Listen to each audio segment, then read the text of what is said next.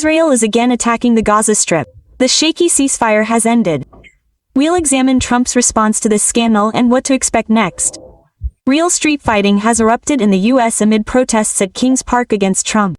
Trump, for his part, is mocking the protesters on social media. Details. Putin failed to reach an agreement with Syria regarding Russian military bases. The scandal with Syria's new leader. There will be no friendship. The scandal surrounding the detention of Sputnik Azerbaijan's editor-in-chief ends. Igor Kardavuk was released from custody and flew to Russia. Details. Afghanistan and Pakistan agreed to a ceasefire on the border. It happened without Trump's participation. Turkey and Qatar acted as guarantors. For how long? Scandal erupted during Trump's meeting with Zelensky. Shocking details and the U.S. president's demands for Ukraine have surfaced. What's it all about? Azerbaijani President Ilham Aliyev assumes U.S. command. Protests against peace with Azerbaijan have erupted in Armenia. More on all this in a moment. You're on the Mir Dobra channel. Subscribe, like, and don't forget to leave comments. We're here for you. Street battles have erupted in the United States, with police reportedly using guns and tear gas against millions of anti-Donald Trump protesters. The U.S. president, for his part, is satiating his ego by posting and reposting videos of himself wearing a crown and bombing No King protesters, as well as videos of Democrats bowing before him. During the mass protests against Donald Trump in Kansas City, despite the peaceful nature of most of the events, incidents have been reported in several states and cities. In Portland, Oregon, federal officers fired pepper balls at protesters.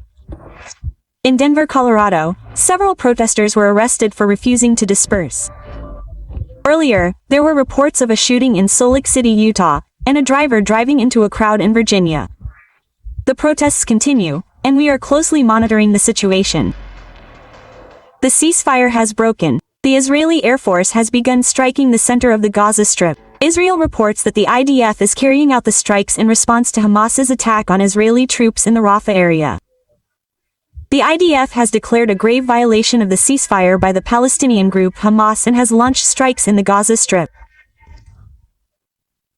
The IDF noted that militants fired at Israeli soldiers who, in accordance with the terms of the agreement, were destroying terrorist infrastructure in the Rafah area on the border with Egypt.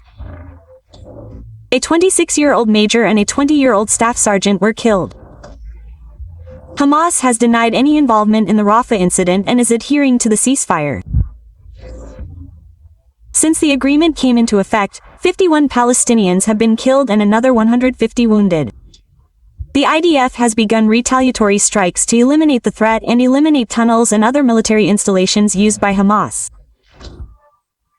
Israeli Prime Minister Benjamin Netanyahu ordered the IDF and security services to take decisive action against terrorist targets in the Gaza Strip following militant attacks on soldiers. Israel also suspended humanitarian aid deliveries to the Gaza Strip until further notice. U.S. President Donald Trump stated that Hamas promised to disarm and added, "If we have to, we will disarm them," specifying that this will be done by himself, the U.S., or its proxies, such as Israel.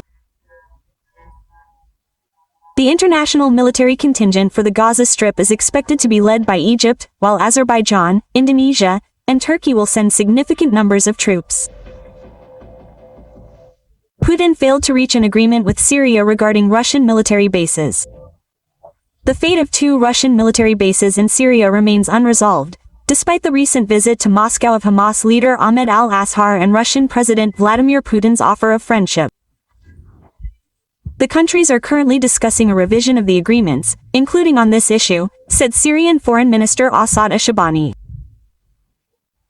He noted that all agreements with Russia reached under the previous regime are suspended and unacceptable, and no new ones have been reached yet. The foreign minister added that during Ashar's visit, he raised the fate of former Syrian President Bashar al-Assad, who fled to Moscow after his overthrow in December 2024, and discuss prospects for cooperation if differences are resolved. According to the minister, relations with Russia must be built for the benefit of the people, and the republic's authorities do not intend to make any concessions that would restrict the rights of Syrians. The foreign ministry is working to overcome the consequences of previous diplomacy, which served as blackmail in favor of an approach open to dialogue and cooperation, Asharani concluded. Afghanistan and Pakistan agreed to a border ceasefire. After a week of armed clashes, Afghanistan and Pakistan reached an agreement on an immediate ceasefire. The talks took place in Doha with the mediation of Qatar and Turkey. The parties also agreed to create mechanisms to ensure long-term peace and hold a new meeting on October 25 in Istanbul to discuss the details of the agreement. Sputnik Azerbaijan editorial director Igor Kordovuk has been released from custody and flown to Russia, according to Russian Foreign Ministry spokesperson Maria Zakharova. Sputnik Azerbaijan journalists were detained in Baku on June 30. On July 1, editorial director Kordovuk and editor-in-chief Yevgeny Belousov were remanded in custody for 4 months. Additionally, 8 more Russian citizens were detained and remanded in custody in Baku on July 1, accused of drug trafficking from Iran, online trafficking of illegal substances, and cyber fraud. They remain in custody. Only the propaganda publication's employees were released. Do you think this release was fair?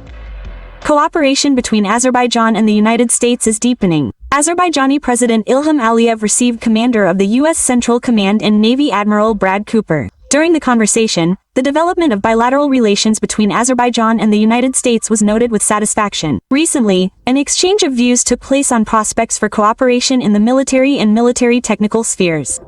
The guest congratulated Aliyev on the successes achieved in advancing the peace agenda between Azerbaijan and Armenia, during a meeting with the U.S. President in Washington. Russia is already disgruntled over the strengthening partnership between Baku and Washington. At the same time, a rally by the pro-Russian opposition and supporters of the Free Karapetyan movement took place in Yerevan. Participants spoke out against the peace agreements between Armenia and Azerbaijan brokered by Washington and demanded the release of political prisoners accused of calling for a military coup. The situation there is escalating. We will monitor developments. Iran announced the termination of the 2015 Joint Comprehensive Plan of Action, JCPOA, which envisaged curbs on Tehran's nuclear program in exchange for the lifting of international sanctions. This was reported by The Guardian. From now on, all provisions of the 2015 agreement, including restrictions on the Iranian nuclear program and the corresponding mechanisms, are considered terminated, the Iranian Foreign Ministry stated. At the same time, the ministry emphasized that the country resolutely expresses its commitment to diplomacy. The meeting between the U.S. and Ukrainian presidents repeatedly descended into heated arguments. Trump repeatedly swore at each other, and afterwards, Zelensky remained very negative, according to journalists close to the meeting. According to reports, the meeting went as follows. Trump rejected maps of the front lines in Ukraine and demanded that Zelensky hand over all of Donbass to Putin and repeat Putin's talking points from the phone call. Ukraine, however, managed to persuade Trump to support a freeze on the current front lines. However, the meeting revealed the capriciousness of his position and his willingness to support Putin's maximalist demands. Zelensky sought a Tomahawk cruise missile from Trump, but was rebuffed. The meeting was reminiscent of the tense meeting in February, when Trump and Vice President Vance criticized Zelensky for his alleged lack of gratitude to the U.S. European officials note that Trump took many of Putin's points literally, even when they contradicted his earlier statements about Russia's weaknesses. Trump told Zelensky that the Ukrainian leader needed to reach an agreement or face destruction. According to the official, he said Zelensky was losing the war and warned, "If Putin wants it, he will destroy you." At this point in the meeting, the U.S. president cast aside the Ukrainian battlefield maps. Trump spent most of the meeting lecturing Zelensky, repeating Putin's arguments and urging him to accept Russia's proposal. What do you think of the Trump-Zelensky meeting? And did it bring the war closer? Share your thoughts in the comments. See you tomorrow at the same time on the same channel. Subscribe so you don't miss a thing.